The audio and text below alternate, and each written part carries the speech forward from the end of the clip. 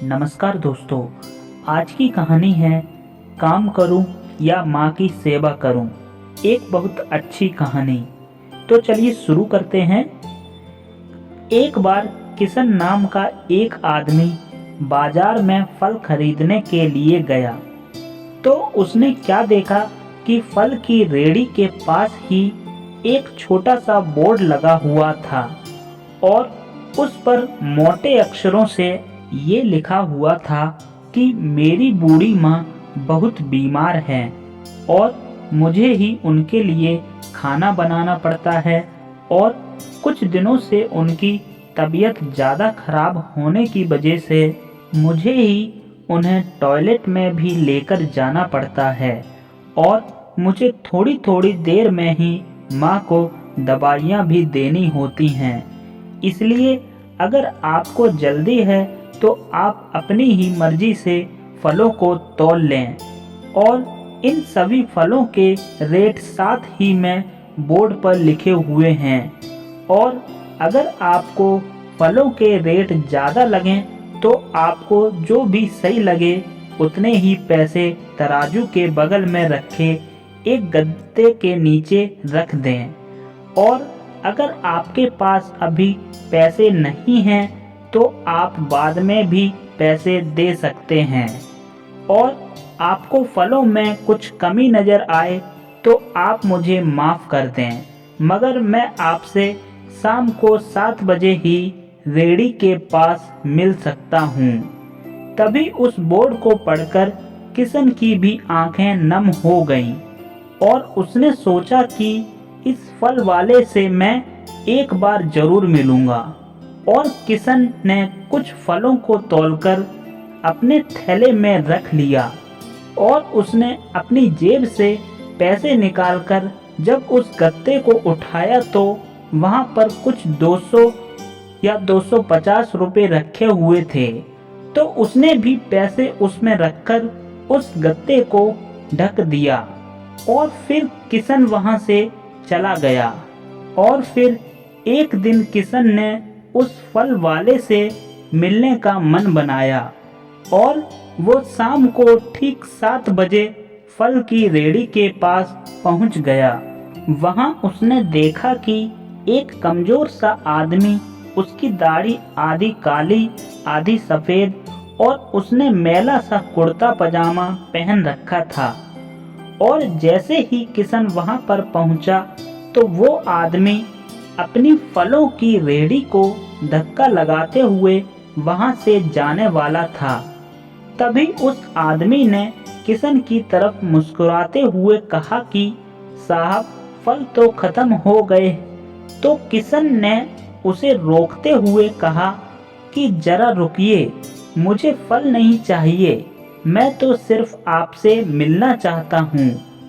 तभी वो फल वाला हैरान होकर रुक गया और तभी उसने अपनी रेहड़ी के नीचे से एक स्टूल निकाला और उसे अपने गमछे से साफ करके उस पर किशन को बैठने के लिए कहा।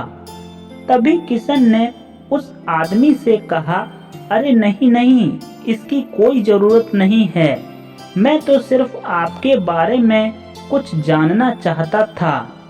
तो फल वाले ने हाथ जोड़कर कहा कि साहब, मेरा नाम सीताराम है।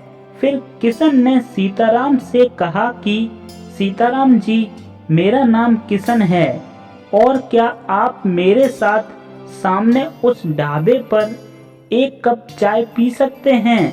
तभी वो दोनों चाय पीने सामने ढाबे पर चले गए और चाय भी आ गई।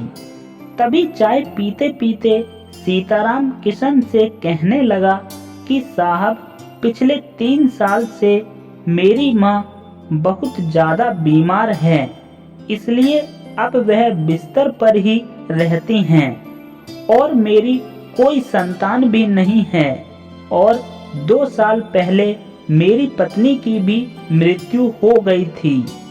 बस अब मेरी माँ और मैं ही बचे हैं और अब मेरी माँ की देखभाल करने वाला मेरे सिवाय कोई नहीं है, इसलिए मुझे हर वक्त माँ का ख्याल रखना पड़ता है और मैं अपनी माँ से बेहद प्यार करता हूँ। और साहब, एक दिन जब मैं अपनी माँ के पाँव दबाता हुआ उनसे कह रहा था कि माँ, मुझे तेरी सेवा करने को तो बड़ा जी चाहता है, पर मैं क्या करूँ माँ, मुझे फल बेचने भी तो जाना पड़ता है ना, और तू है कि मुझे रोज ही अपने पास रोक लेती है माँ, और घर में भी खाने को कुछ भी नहीं है। अब तू ही बता मैं क्या करूं। तभी मेरी माँ ने मेरे सिर पर हाथ फेरते हुए मुझसे कहा कि बेटा, मैं चाहती हूँ कि जब तक मैं जिंदा हूँ तब तक तू मेरे पास ही रहा कर। तू मेरे पास नहीं होता तो मेरा मन बहुत ही घबरा जाता है, ना जाने मेरी जान कब निकल जाए। और इतना कहते ही उनकी आंखों में आंसू आ गए। तभी मैंने अपनी माँ से कहा कि तू रो मत माँ, जैसा तू कहेगी मैं वैसा ही करूँगा। अब से मैं फल बेचने नहीं जाऊँगा, बस तेरे ही पास रहूँगा माँ। तब मेरी माँ ने मुझसे कहा कि सीताराम, तू कल से ऐसा करना कि अपनी फल की रेहड़ी वही छोड़ आया कर, और हमारी किस्मत में जो कुछ भी है वो हमें इसी कमरे में बैठकर मिल जाएगा। और तू शाम को जाकर फलों की रेहड़ी ले आया कर। तो मैंने अपनी माँ से कहा कि माँ, क्या बात करती हो, अगर फलों की रेहड़ी वहाँ छोड़ आऊँगा तो कोई चोर उचक्का सब कुछ ले जाएगा, और बिना मालिक के कौन फल खरीदने आएगा। तभी माँ ने कहा कि उस ईश्वर का नाम लेकर अपनी फलों की रेहड़ी को भरकर छोड़ आ, बस ज्यादा बक मत कर, और शाम को तू खाली रेहड़ी ले आया कर, और तेरा एक भी पैसा कोई नहीं चोरी करेगा, बल्कि तू वहाँ पर नहीं होगा तो 10 जने तेरी फलों की रेहड़ी का ध्यान रखेंगे, और बाकी तू उस पर छोड़ दे। और किशन साहब, मेरी माँ की कही बातों को मानकर ही मैं रोज रेहड़ी सुबह यहाँ छोड़कर चला जाता हूँ और शाम को खाली रेहड़ी ले जाता हूँ, और इस तरह मैं अपनी बूढ़ी माँ की दिन भर सेवा भी कर लेता हूँ। और ये तो कुछ भी नहीं साहब, आज तक फलों की खरीदारी में 1 पैसे का भी हेरफेर नहीं हुआ, और बल्कि कुछ लोग तो इस बोर्ड को पढ़कर थोड़े बहुत ज़्यादा ही पैसे रख जाते हैं, और कभी मेरी माँ के लिए फूल रख जाते हैं तो कभी कोई हम दोनों के लिए खाने का टिफिन रख जाता है। परसों किसी ने अपनी एक छोटी बच्ची के हाथ पुलाव बनाकर शाम को मुझे भिजवा दिया, और कल साहब कोई डॉक्टर फल ले गया होगा तो उसने मेरे गत्ते के नीचे अपना एक कार्ड और एक पर्ची छोड़ दी, जिसमें लिखा था कि अगर अम्मा जी की तबीयत में सुधार ना आए तो कृपया मुझे इस नंबर पर कॉल कर लेना, मैं आ जाऊंगा। और साहब, इसी तरह करते करते आज 8 महीने निकल गए, कभी कोई किसी बात की कमी नहीं हुई, और मेरी माँ की कही बात बिल्कुल सच हो गई। अगर हम ऊपर वाले पर सच्चे मन से विश्वास करेंगे तो वो हमारा जरूर ध्यान रखेगा। और ये ही नहीं साहब, यहाँ जो लोग मेरे फल खरीदने आते हैं वो भी बहुत अच्छे हैं, उन्होंने भी मेरे दिल से बहुत सहायता की है। पहले मैं सोचता था आज के ज़माने में कोई किसी की जरा भी सहायता नहीं करता, मगर साहब अब मैं जान गया हूँ कि आज भी इस दुनिया में बहुत से ऐसे लोग हैं जो दूसरों की सहायता करने के लिए हर वक्त तैयार रहते हैं, और उन सब का मैं दिल से शुक्रिया करता हूँ और मैं ईश्वर से उनके लिए प्रार्थना करता हूँ कि वो सभी लोग हमेशा खुश रहें और उनके घर में कभी कोई कमी ना हो।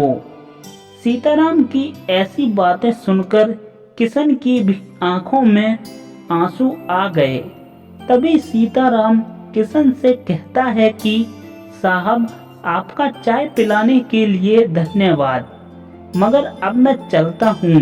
मेरी माँ मेरी राह देख रही होगी और मुझे उनके लिए खाना भी बनाना है। और ये कहकर सीताराम वहाँ से अपनी रेहड़ी लेकर चला गया और किशन वहीं खड़ा खड़ा ये सोच रहा था कि हे भगवान, ऐसा बेटा हर घर में देना जो कि सीताराम की तरह हो, अपनी माँ की हमेशा सेवा करे। तो दोस्तों, जीवन में अपने बूढ़े माँ बाप से कभी भी घृणा मत करना और उस समय उनकी खूब सेवा करना। और हाँ दोस्तों, माँ बाप के साथ साथ उन सब लोगों की भी सहायता करो जिन्हें आपकी ज़रूरत है, ताकि दोस्तों हमारे साथ साथ वो भी जीवन में हमेशा खुश रह सकें। तो दोस्तों, कहानी यहाँ पर समाप्त हुई। कहानी कैसी लगी कमेंट करके ज़रूर बताइए और इसी तरह की और अच्छी कहानियाँ सुनने के लिए कृपया हमारे चैनल को सब्सक्राइब जरूर करें और साथ ही बेल आइकन को जरूर दबाएं, ताकि हमारी हर वीडियो का नोटिफिकेशन आपको सबसे पहले मिल सके। तो इसी के साथ दोस्तों विदा लेते हैं।